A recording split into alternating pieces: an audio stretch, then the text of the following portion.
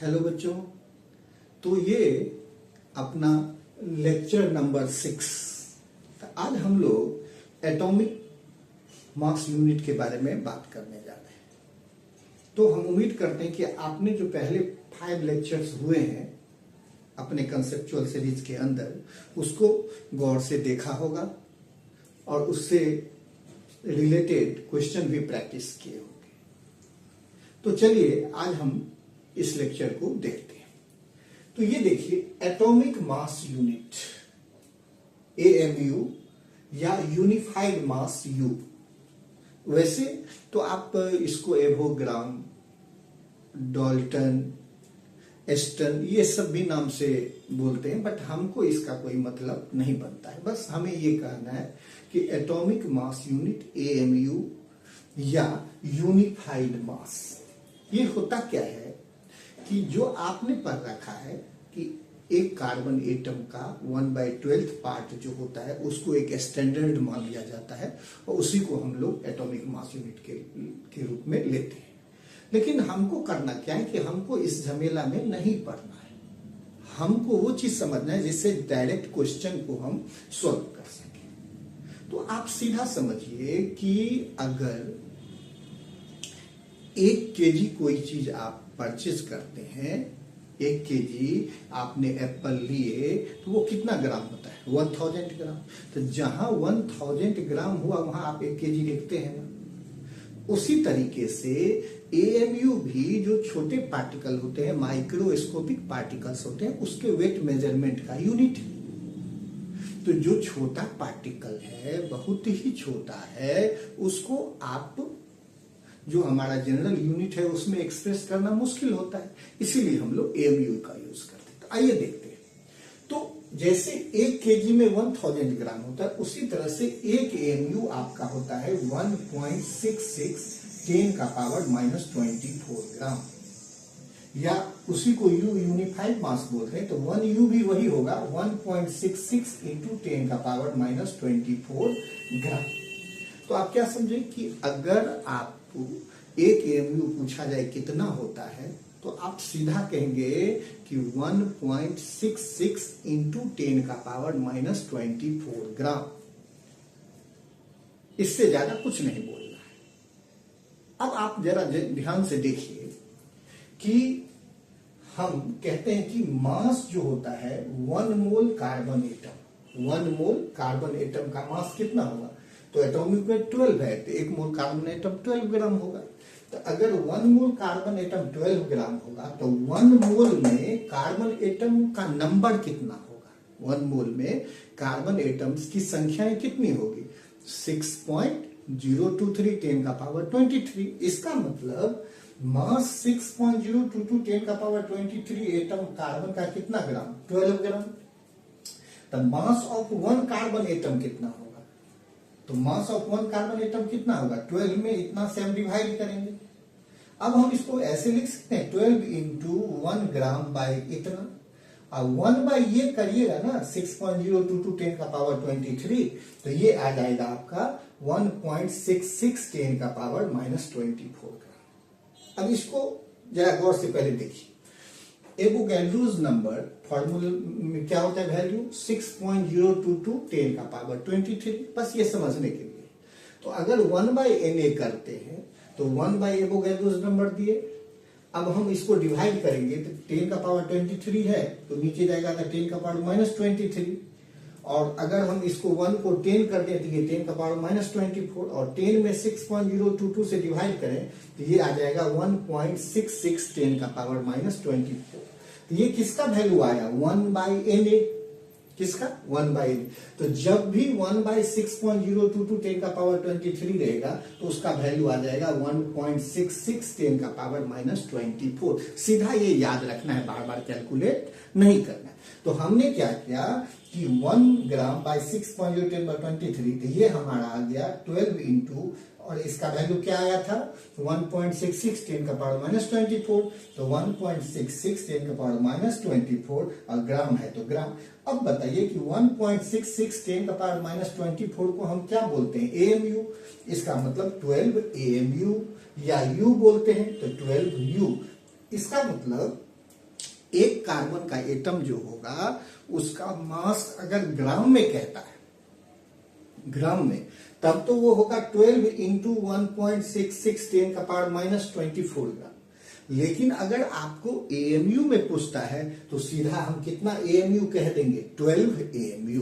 कितना एएमयू कह देंगे, 12। उसी तरह से अब अगर हम आपसे पूछें कि बताइए एक नाइट्रोजन एटम का मास बताइए, सिर्फ एक का, एक मोल का नहीं, सिर्फ एक का, तो आप कहेंगे नाइट्रोजन का एटॉमिक वेट 14 होता है, तो एक हो जाएगा 14 एएमयू। कितना हो जाएगा, 14 एएमयू। अब हम कहेंगे कि नहीं ग्राम में बताइए, तो आप कहेंगे 14 इंटू एएमयू की जगह पर 1.66 10 टू द पावर -24 ग्राम। उसी तरह से अगर हम पूछें कि एक वाटर मोलिक्यूल का मास बताइए, किसका, वाटर मोलिक्यूल का, एक वाटर मोलिक्यूल का मास बताइए, तो आप सीधा कहेंगे कि एक मोलिक्यूल ना, तो वाटर का मोलिकुलर वेट कितना होता है, 18, तो 18 एएमयू। कितना बोलेंगे, 18 एएमयू। लेकिन अगर हम इसको कहें कि ग्राम में कन्वर्ट कर दीजिए, तो 18 इंटू एएमयू का वैल्यू 1.66 10 का पावर -24 ग्राम। तो इस तरीका से हम आराम से एक एटम, मोलिक्यूल या आयन का हम निकाल सकते हैं। अब जरा ध्यान से देखिए कि 1/Na आपका कितना आया था, 1.66 10 का पावर -24। तो अगर Na इनवर्स, 1/Na को Na इनवर्स लिख सकते हैं, तो Na इनवर्स की भी वैल्यू कितनी आएगी, 1.66 इंटू 10 का पावर -24। तो ये डेटा आपको थोड़ा सा ध्यान रखना होगा, कहीं यूज करना होगा तो बार बार हम डिवाइड करके चेक नहीं करेंगे, सीधा 1/Na का वैल्यू 1.66 10 का पावर -24 होगा। अब आगे जो भी ग्राम लगे, केजी लगे, वो एक अलग बात है। तो अब हम इसके एप्लीकेशंस देख लेते हैं आगे, तो कंसेप्ट क्लियर हो जाए, इसके लिए कुछ प्रैक्टिस करते हैं। आइए देखते हैं। मास ऑफ 1 एटम ऑफ मैग्नीशियम, सिर्फ एक एटम, एक मोल लेंगे तब तो एटॉमिक वेट 24 है, 24 ग्राम हो जाएगा मैग्नीशियम। एक मोल मैग्नीशियम 24 ग्राम हो जाएगा। लेकिन एक मोल नहीं पूछे, 6.023 10 का पावर 23 एटम्स नहीं पूछे हैं। क्या पूछे हैं, सिर्फ एक एटम। तो जब जैसे आपने मास ऑफ एक कार्बन एटम कितना आया था, 12 एएमयू, उसी तरह से मास ऑफ एक मैग्नीशियम एटम कितना आएगा, 24 एएमयू। अब कहता है कि mass of 5 atoms of calcium, तो एक एटम कैल्शियम का कितना एएमयू होगा, 40 एएमयू होगा। तो 5 एटम कितना होगा, 5 इंटू 40 200 एएमयू। कितना एएमयू, 200 एएमयू। एक की मास of 10 molecules of water, water के 10 मॉलिक्यूल्स का मास बताइए। तो अगर मोल होता तो एक मोल वाटर 18 ग्राम, 18 ग्राम, तो 10 मोल 180 ग्राम। बट यह मोल नहीं है, एक मोलिक्यूल, सिर्फ एक, कितना छोटा होता है। इसीलिए हम ये करेंगे कि वाटर का मोलिकुलर वेट कितना होता है, 18, तो एक मोलिक्यूल 18 एएमयू होगा। कितना, 18 एएमयू। तो एक मोलिक्यूल वाटर हमारा 18 एएमयू होगा। तो अगर हमसे पूछा जाए कि 10 मोलिक्यूल कितना होगा, तो हम इसको 10 से मल्टीप्लाई कर देंगे और ये हो जाएगा 180 एएमयू। तो आप देख लिए कि अगर एक मैग्नीशियम एटम कितना पूछ रहा है एएमयू में, तो सीधा 24 atomic weight, 24 AMU. Mass of 5 atom of calcium, तो कैल्शियम का एटॉमिक वेट 40 होता है। तो एक एटम अगर 40 एएमयू, तो 5 कितना, 5 से मल्टीप्लाई करेंगे, 200 एएमयू। अब मास ऑफ 10 मोलिक्यूल ऑफ वाटर, तो मास ऑफ वाटर मोलिक्यूल, एक वाटर मोलिक्यूल कितना होगा, बहुत छोटा होता है, 18 एएमयू का, क्योंकि मोलिकुलर वेट 18 होता है, तो 18 एएमयू। तो 5 वाटर मोलिक्यूल कितना होगा, 5 इंटू 18, तो 5 तो है नहीं, हमारा 10 है, तो 10 वाटर मोलिक्यूल कितना होगा, 10 इंटू 18 एएमयू, 180 एएमयू। तो एक वाटर मोलिक्यूल का निकल गया एएमयू में। लेकिन अगर हमको ग्राम में पूछ दे, किसमें, ग्राम में, तो फिर कैसे निकालेंगे, तो देखिए आसान है। तो ग्राम में पूछ दे तो आप लिखेंगे 2/24 और एक AMU कितना ग्राम होता है, तो 1.66 इंटू 10 का पावर 24 ग्राम निकल गया। उसी तरह से अगर 5 एटम ऑफ कैल्शियम है, इसको ग्राम में वैल्यू पूछ रहा है, तो ये 200, और जैसे अगर 200 kg होता तो 1000 ग्राम से करते। हमारा AMU है, AMU का वैल्यू होता कितना है 1.66 10 का पावर -24 ग्राम। उसी तरह से अगर हमको मास ऑफ 10 मोलिक्यूल ऑफ वाटर पूछ रहा है, तो एक मोलिक्यूल 18 MU, तो 10 MU 180 MU, लेकिन हमें ग्राम में पूछा जा रहा है, तो हम सीधा करेंगे कि 180 और AMU में इसका वैल्यू कितना आता है ग्राम, तो ये आ जाएगा 24 ग्राम।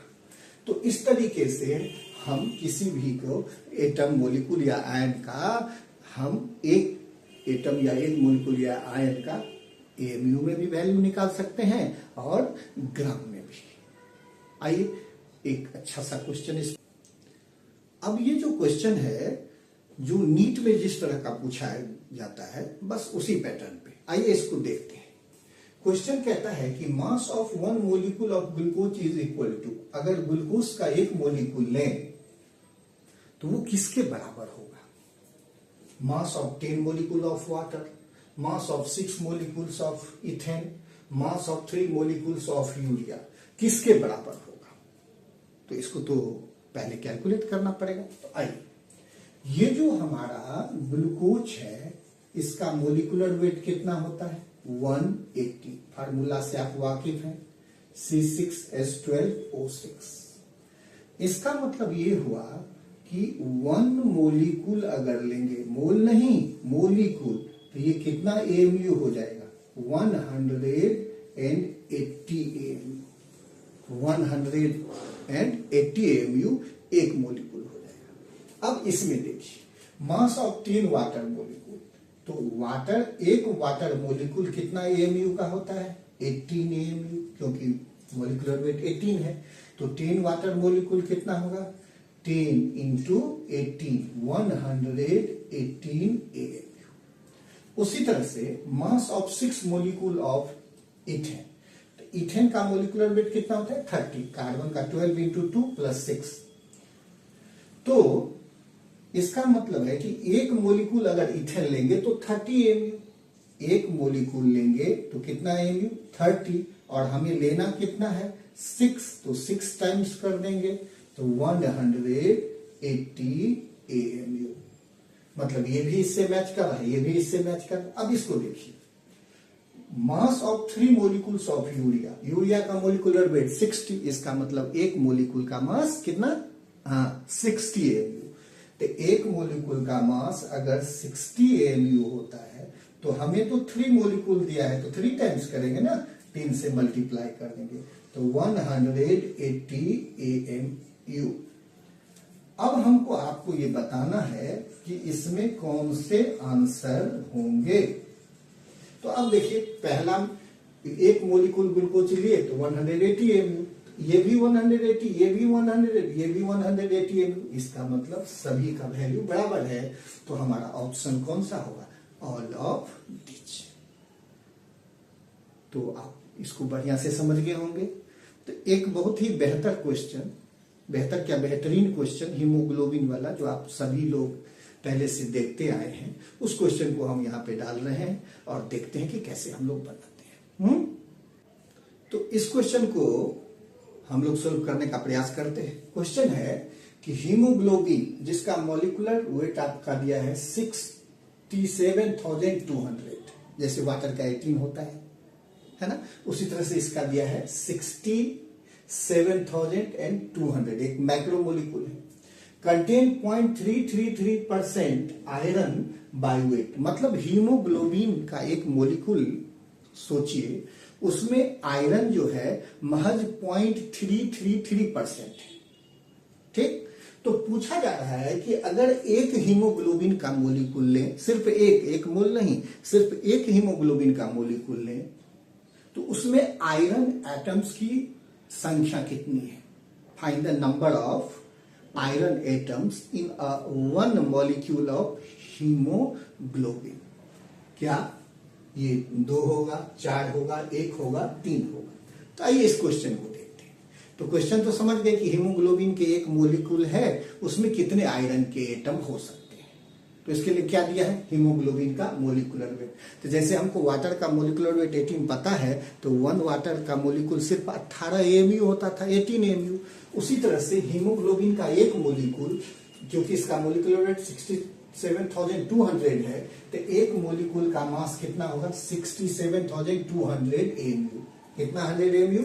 67,200 AMU। अब इस हीमोग्लोबिन का मास इतना है एक मोलिकुल का, इसमें आयरन कितना परसेंट है, 0.33%।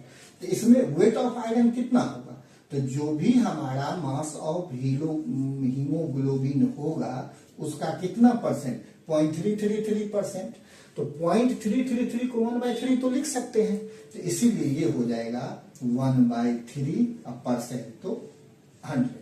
तो अब ये हो गया हमारा, एक मोलिकुल का मास आपने कितना लिया है, 67,200 AMU इंटू 1/3 इंटू 100, कैंसिल कर दीजिए, और ये आपका आ गया 224 AMU।